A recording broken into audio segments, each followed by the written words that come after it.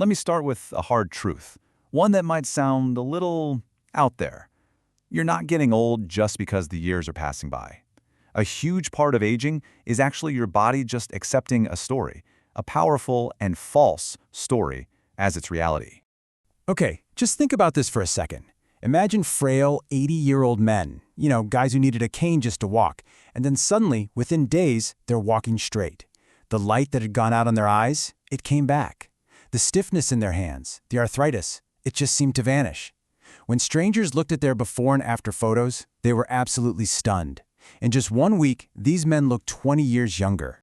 And the craziest part?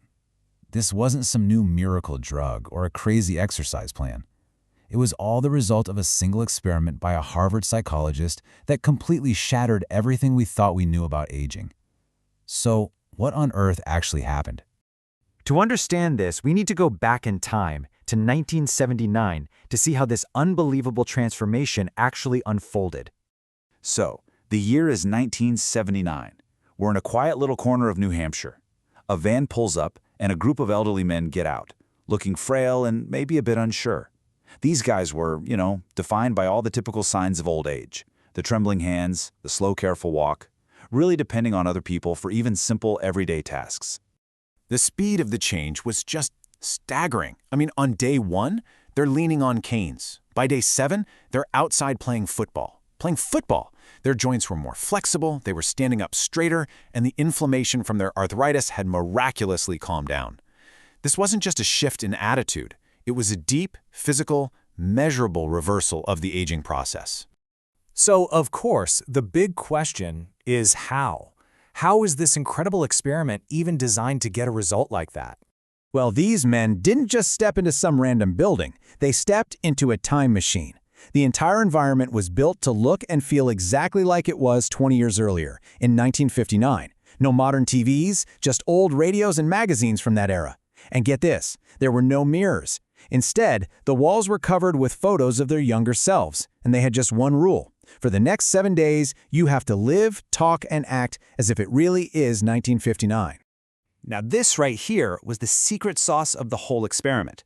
They weren't just asked to think young, they were told to behave like their younger selves. They talked about events from the 1950s as if they were current news. They listened to the music of their youth. They were completely and totally immersed in that past reality. And the results were just mind-blowing. In only 168 hours, their cognitive abilities improved by a staggering 60%. Their minds literally became sharper, clearer, and faster. And you know what? Their bodies followed right along. Their joints became 20% more flexible. Just remember, these were men who could barely move just a week earlier. And biologically, they were transformed.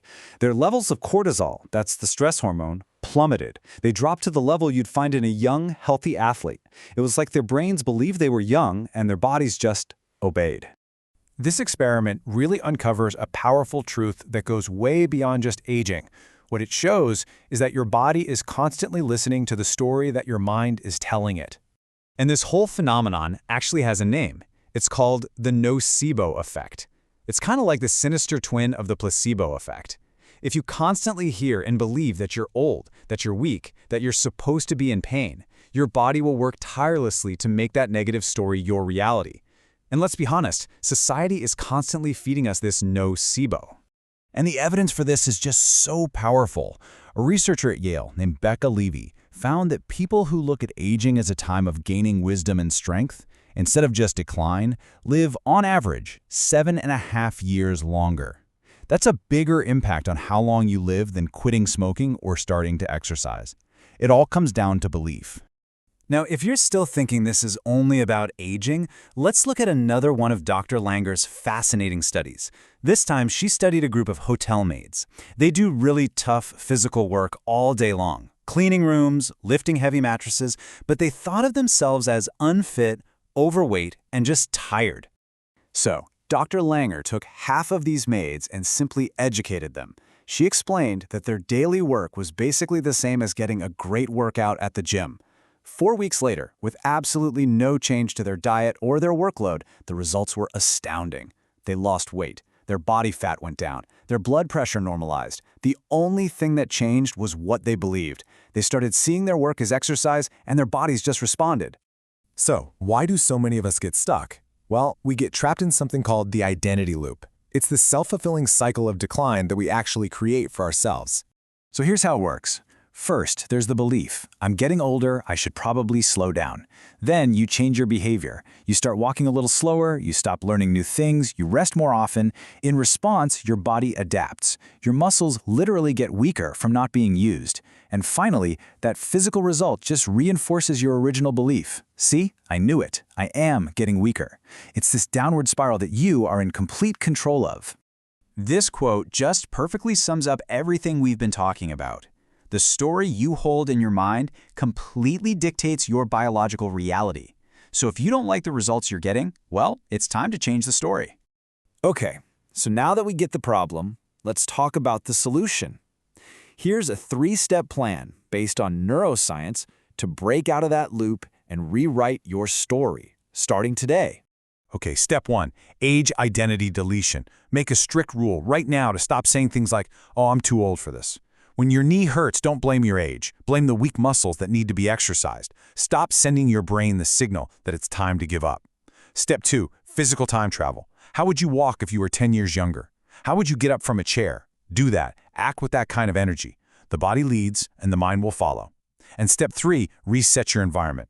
If you're surrounded by people who do nothing but complain about getting old, you will adopt their reality. You've got to cut that loop. Listen to new music. Wear clothes that make you feel confident. By changing your environment, you send this powerful psychological signal to your brain, just like in that 1979 experiment. It tells your mind that time isn't just marching forward, a new, more vibrant beginning is starting right now. So, you're left with a choice. You can keep going with the story you've been given, the one that leads to decline. Or you can decide in this very moment to write a new one. The only thing that really happened in that experiment back in 1979 was the death of an old, weak identity. You have the power to do the exact same thing. Finish that version of yourself. Start your new story today.